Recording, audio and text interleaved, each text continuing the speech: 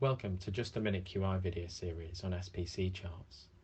Today we'll be taking a closer look at the C chart, outlining when we should use one and how to plot and interpret your own data. So, when should we use a C chart, I hear you ask with a sense of urgency. It should be used for count type data and distinct incidences, and when there's not too many zeros in the data, as the baseline and control limits won't work as they are designed to, and it's harder to detect special cause or increases your likelihood of reacting to false data signals. It should be used for relatively stable processes, and a couple of examples are number of complaints or number of medication errors each month. In the next few slides, I'll be talking you through how to plot and interpret a C chart using our QI toolkit. This very simple and intuitive tool can be found via the Quality Improvement homepage on MAUD. So, here we're looking at a blank C chart within the QI toolkit. I've already inputted the data parameters, which is weekly medication error across all inpatient wards, and as you can see on the left, I've already started inputting the weekly dates we have available to us. As I start inputting the count of instances per week, this automatically plots the dates on the C chart.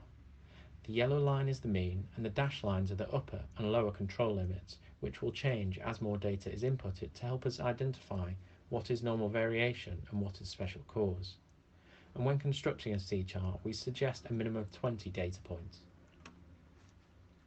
As you can see, the data is indicating an upward trend, and this early warning sign allowed us to act quickly and implement our first PDSA. The initiative was to implement near-miss huddles on each inpatient ward, and as you can see, the chart allows us to annotate this, which supports providing a real-life narrative to the data. The instances of medication errors then begin to level out, and as a couple of weeks have passed, we have had a chance to make changes to our first PDSA based on service user and staff feedback. As time goes on and we continue plotting our data, you can see that the near-miss huddles are starting to have a significant effect, as they become to be embedded within everyday practice. The chart has then automatically highlighted there has been a shift in the data, which we can define as 8 points above or below the mean. However, I've chosen to keep plotting the data for a couple of weeks to double check the wider real-world system has changed. As we've now noted a shift in the data, I'll briefly outline how we rephase the data.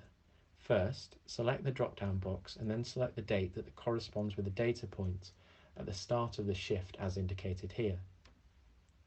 As you can see, I've entered the word shift to highlight the data point the date selected relates to.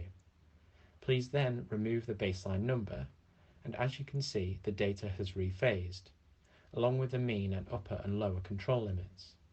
Now all you need to do is continue to collect data and monitor the process, as instances may rise again, or you may see further improvements. Thank you, and good luck in charting your improvements using C charts.